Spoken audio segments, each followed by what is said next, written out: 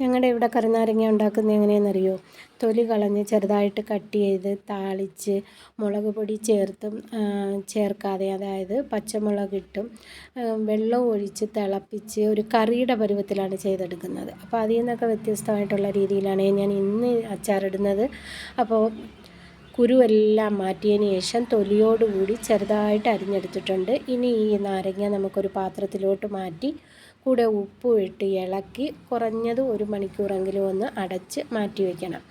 ഇനി നമുക്ക് ഇതിലേക്ക് ഇഞ്ചിയും വെളുത്തുള്ളിയും പച്ചമുളകും ഒന്ന് ചെറുതായിട്ട് കട്ട് ചെയ്തെടുക്കണം. അപ്പോൾ ഒരു 2 ടേബിൾ സ്പൂൺ ഇഞ്ചി അരിഞ്ഞതും, ഒരു 1.5 ടേബിൾ സ്പൂൺ വെളുത്തുള്ളി അരിഞ്ഞതും, ഒരു 3 പച്ചമുളക് വട്ടത്തിലരിഞ്ഞതും എടുത്തിട്ടുണ്ട്.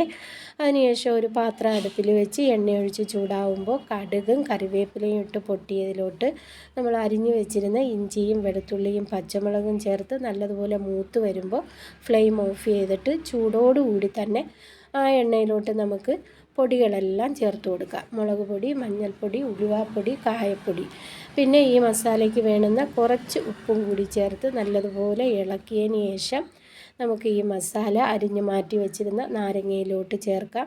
കൂടെ 1 സ്പൂൺ ശർക്കര ഉരുക്കിയതും ചേർത്ത് നല്ലതുപോലെ ഒന്ന് ഇളക്കി ഒരു 2 ദിവസമെങ്കിലും അടച്ച് മാറ്റി വെച്ചിട്ട് എടുത്താൽ നല്ല അടിപൊളിയായിട്ടുള്ള കറുനാരങ്ങ അച്ചാർ ഇവിടെ റെഡിയായി. ഈ രീതിയിൽ നിങ്ങൾ തീർച്ചയായിട്ടും ട്രൈ ചെയ്ത് നോക്കണം. ഇഷ്ടപ്പെട്ടാൽ ലൈക്ക് ചെയ്യാനും ഷെയർ ചെയ്യാനും മറക്കല്ലേ.